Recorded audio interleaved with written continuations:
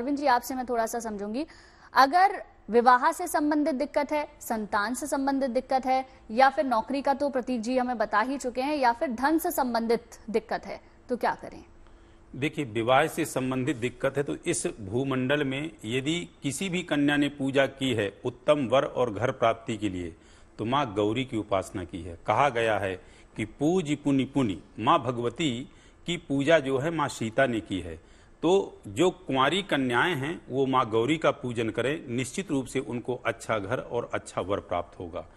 जिनके जीवन में संतान की समस्या है वो गाय के दूध से अभिषेक करें तो उत्तम संतान की प्राप्ति होगी।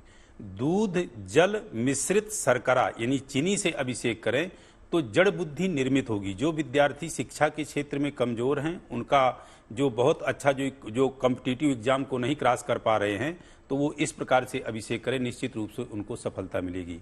अतिशय व्याधि बाधा रोग बीमारी से ग्रसित है तो कुसा के जल से अभिषेक करें, उसमें सफलता मिलेगी। उसके साथ साथ यदि गन्ने के रस से अभिषेक करें तो स्थिर लक्ष्मी की प्राप्ति होगी। आदि चीजें हैं, जैसे इत्र के जल से अभिषेक करें तो सुंदरता की प्राप्ति होती है, जैसे आप जो है घी से अभिषेक करें तो वंश की वृद्धि होती है। आदि आदि चीजों का है। और भगवान शिव और सूर्य दो ही ऐसे देवता हैं कि जल मात्र से पवित्र हो जाते हैं और इनको कुछ भी नहीं चाहिए होता है, क्योंकि सूर्य जो है आप जब जल देते हो मात्र उनको जल चाहिए होता। भगवान यही जो है शिव जी की स्थिति है कि जल ही उनको चाहिए, जल से मात्र वो पवित्र प्रसन्न हो जाते हैं। देखिए, जैसा कि कहा गया है कि भगवान शिव के शिवलिंग को बहुत सी ऐसी भ्रांतियां हैं, जैसे मिश्रा जी ने बताया कि लोग कहते हैं घर में नहीं रखते हैं। निश्चित रूप से आप भगवान शिव के शिवलिंग को घर में रख सकते हैं। पारिक शिवलिंग है, बाणभट्ट शिवलिंग है, या पार्थिव शिवलिंग तो आप डेली बनाते हो। पार्थिव शिवलिंग बनते हैं मिट्टी के, लेकिन शिवलिंग जो है 4 अंगुल से छोटा नहीं होना चाहिए और आपका 8 अंगुल से बड़ा नहीं होना चाहिए। ये मूर्ति आप घर में निश्चित रूप से रख सकते हो। लेकिन एक चीज जरूर कहूंगा कि गमले आदि में जो लोग शिवलिंग रख देते हैं फिर उसमें जल ढारते हैं, तो आप इतना उनके ऊपर एहसान मत कीजिए कि आप घर के अंदर हैं और भगवान शिव को गमले में रख करके फिर आप ढाल रहे हो। ये कितना ज्यादा आप जो है एक अनभिज्ञता वाला कार्य कर रहे हैं। इतना तो आपको भी ज्ञान होगा कि भगवान को घर के बाहर नहीं करते हैं, तो आप ऐसा ना करें। और ये श्रावण के महीने में बड़ा अच्छा रहेगा कि आप बिल्व वृक्ष को लगाएं। आप जो है भगवान शिव की लिंग को नया आप लाएं, स्थापित करें। और बिल्व वृक्ष के विषय में कहते हैं जैसे तुलसी भगवान विष्णु को परम प्रिय है, उसी प्रकार बिल्व वृक्ष का बिल्व पत्र भगवान शिव को परम प्रिय है। और ऋग्वेद कहता है क्या, वृक्षोथ बिल्वा आदित्य वर्णे तपसोधिजातो वनस्पतिस्तो वृक्षोथ बिल्वा। अर्थात बिल्व वृक्ष की उत्पत्ति कहां से हुई है, वो मां लक्ष्मी से हुई है। तो बिल्व वृक्ष को निश्चित रूप से आप जो है चढ़ाएं और बिल्व वृक्ष का आप पूजन करें। और एक चीज बता दूं कि जो जल चढ़ाने में किसी को दिक्कत हो रही है तो प्रातःकालीन आप सुबह नहीं चढ़ा पाते हैं, तो भगवान शिव का परम प्रदोष टाइम जो होता है वो संध्याकालीन भी होता है। आप ड्यूटी से वापस आकर के जल चढ़ाएं। जिन लड़कों की शादी नहीं हो रही, जिन लड़कियों की शादी नहीं हो रही, जिनका व्यापार नहीं चल रहा, इस महीने से उत्तम और कोई महीना नहीं मिल सकता है। वो भगवान शिव के शरणागत हों। और जैसे कि कहते हैं कि जो तुम तप करहु कुमारी ता नहीं मेट सके त्रिपुरारी। तो भगवान त्रिपुरारी का यदि तप करते हो तो वो हर हर महादेव हैं, जो हर पीड़ा को, हर कष्ट को, हर प्रकार की व्याधि को आपके जीवन से हरण कर लेते हैं। तो आप भगवान शिव के इससे जुड़े। बड़ा पवित्र पावन महीना ये जो है श्रावण का है। इस महीने में आप जो है तपस्या निश्चित करें।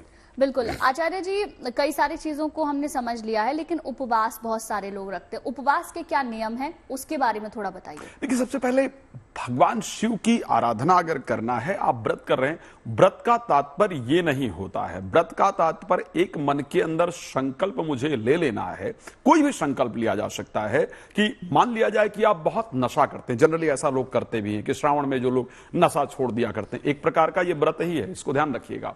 दूसरी, अगर हम बात करें कि कोई मांसाहार का भोजन करता है और श्रावण में वो संकल्प लेता है कि वैसे मांसाहार का भोजन कभी नहीं करना चाहिए, लेकिन हम संकल्प लेते हैं कि श्रावण में हम मांसाहार का सेवन नहीं करेंगे, एक प्रकार का व्रत है। अच्छा, तीसरा जो सबसे इंपॉर्टेंट मुझे लगता है व्रत इस टाइम पर करने की आवश्यकता है, भूखा रहना व्रत है, इसमें कोई दो राय नहीं है। लेकिन अकॉर्डिंग टू आयुर्वेद बहुत भूखा रहना व्रत नहीं है। एक बात ध्यान रखिएगा, बहुत भूखा रहने से उन्माद रोग की उत्पत्ति होती है, जो मानसिक रोग इत्यादि उत्पन्न कर सकता है, इसमें कोई दो राय नहीं है। तो जो क्राइटेरिया साइंटिफिक होनी चाहिए, जो क्राइटेरिया आपके शरीर के अकॉर्डिंग फिट हो, व्रत उसी प्रकार से करना चाहिए। व्रत के लिए ये नियम नहीं है। बहुत सारे लोगों को मैं देखता हूं कि वो पूरे दिन जो है जल ग्रहण नहीं करेंगे। भगवान ये नहीं कहते कि पूरे दिन जल ग्रहण ना करें, बल्कि कोशिश ये करें कि आप तो जल ग्रहण करें और लोगों को शीतल जल मिले, इसका प्रयास आपको करना चाहिए। यह व्रत का सबसे सुंदर तरीका है। व्रत किस प्रकार का करना चाहिए? व्रत कीजिए कि मैं आज संकल्प लिया है मैंने कि पूरा दिन लोगों से मुस्कुरा करके बात करूंगा या करूंगी, प्रसन्न रह करके बात करूंगा या करूंगी। एक तो यह व्रत का सबसे बेहतर तरीका होना चाहिए। इससे भगवान की शास्त्र कहता है कि हरि व्यापक सर्वत्र समाना और प्रेम ते प्रगट हो ही मैं जाना।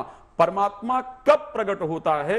जहां प्रेम होता है वहां परमात्मा की उत्पत्ति होती है। तो भगवान शंकर, अगर आप व्यक्तियों से प्रेम कर रहे हैं, अच्छा व्यवहार कर रहे हैं, तो परमात्मा वैसे अपने ऊपर, आपके ऊपर प्रसन्न होते हैं। जहां तक व्रत का विधान है, प्रातः उठिए, श्रद्धा से नहाइए, मुस्कुराते हुए उठिए, भगवान शंकर का स्मरण कीजिए, नहा करके जो भी भगवान शंकर की पूजा इत्यादि करके, फिर कुछ भी, जैसे आप दूध लेते हैं, फ्रूट लेते हैं, पूरा दिन अब वो परिस्थिति नहीं रह गई है। आपका शरीर यदि सपोर्ट कर रहा है कि आप निराहार रह करके, भगवान निर्जल रह करके भगवान शंकर की आराधना करें, आप कीजिए, कोई उसमें बुराई नहीं है। लेकिन कुछ आहार लेकर के भी यदि श्रद्धा से प्रसन्न रहकर पूरे दिन काम कर सकते हैं तो बेहतर है। अगर आप शरीर को बहुत कष्ट दे करके कि आप निराहार रह रहे हैं, निर्जल रह रहे हैं और आपको बहुत क्रोध उत्पन्न हो रहा है, मानसिक शांति भंग हो रही है, तो उस निर्जल और निराहार व्रत का कोई भी फायदा नहीं है। इसको ध्यान रखना चाहिए। उस कंडीशन में आप दूध लीजिए, फ्रूट लीजिए, दही लीजिए। सोमवार के व्रत में नमक ना लेने का विधान है, तो नमक इत्यादि नहीं लीजिए। बहुत लोग सायंकाल में एक टाइम पर भोजन करते हैं। व्रत की अगर वास्तविकता देखी जाए, एक टाइम पर भोजन करने की विधि नहीं है। नियमता तो यह है कि सायंकाल के अंतर्गत भी आपको जो भी आप दूध, दही, फ्रूट, चाय इत्यादि ले सकते हैं, उसको लेना चाहिए। और नेक्स्ट डे सूर्योदय के बाद भगवान शंकर की आराधना करके आपको अपना व्रत खोलना चाहिए। तो ये एक व्रत का भी नियम है। लेकिन मैंने दूसरी बात बताई कि लोगों को प्रसन्नता प्रदान करना, लोगों को अच्छे भोजन को प्रदान करना, खुद पूरे दिन खूब प्रसन्न रहना, यह भी एक प्रकार का व्रत है। वो कहा जाता है ना कि ब्लड डोनेशन यही नहीं होता कि खून निकाल कर ही दिया जाए। आपके प्रयास से अगर किसी के चेहरे पर मुस्कुराहट आए तो उससे भी उसका ब्लड बढ़ता है, वो भी एक प्रकार का ब्लड डोनेशन है। तो इस प्रकार प्रयास करना चाहिए। बिल्कुल आचार्य जी, देखिए कहा भी जाता है ना, हर आत्मा में परमात्मा का वास है, और वो मुझे लगता है आपकी बात से पूरी तरीके से स्पष्ट हो जाता है। प्रतीक जी, आपसे मैं थोड़ा समझना चाहूंगी, जैसे आमतौर पर हम नवरात्रि का व्रत करते हैं तो लोग शुरुआत का पहला व्रत करते हैं और आखिरी करते हैं। सावन के सोमवार में भी कई लोग करते हैं कि पहला सोमवार रख लेते हैं और आखिरी रख लेते हैं। क्या ऐसा हमें करना चाहिए, या फिर हमें कम से कम सावन के 4 सोमवार तो रहने ही चाहिए? तो सर्वप्रथम तो ये कहेंगे, भगवान भाव के भूखे हैं, ना आपके व्रत के, ना किसी भी आडंबर के। तो अगर आप, जैसा कि मिश्रा जी भी कह रहे थे, अगर आप स्वच्छ मन से, स्वच्छ तन से अगर कामना करते हैं सबके लिए, संसार के लिए, अपने लिए, तो कहीं ना कहीं व्रत का फल आपको मिल जाता है, पूजा का फल मिल जाता है।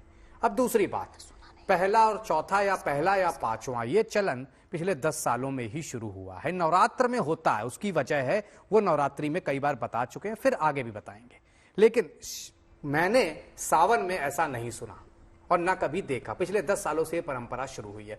कहा जाता है सावन में कोई एक सोमवार भी रहना चाहे, 5 सोमवार पड़ रहे हैं तो कोई एक भी रह सकते हैं, पहली बात। या फिर अगर आप 5 रहना चाहें, 5 रह सकते हैं। पहले और आखिरी का कहीं पर भी कहीं कोई जिक्र नहीं है कि इस तरह से रहना चाहिए। तो ये एक मिथ है गुंजन जी। तो आप पहला रहना चाहें, सर्वश्रेष्ठ है। आखिरी रहना चाहे, सर्वश्रेष्ठ है। बीच में कोई रहना चाहे, आप अभी मान लीजिए ट्रैवल टूर कर रहे हो तो आप बीच में रह लीजिए। तो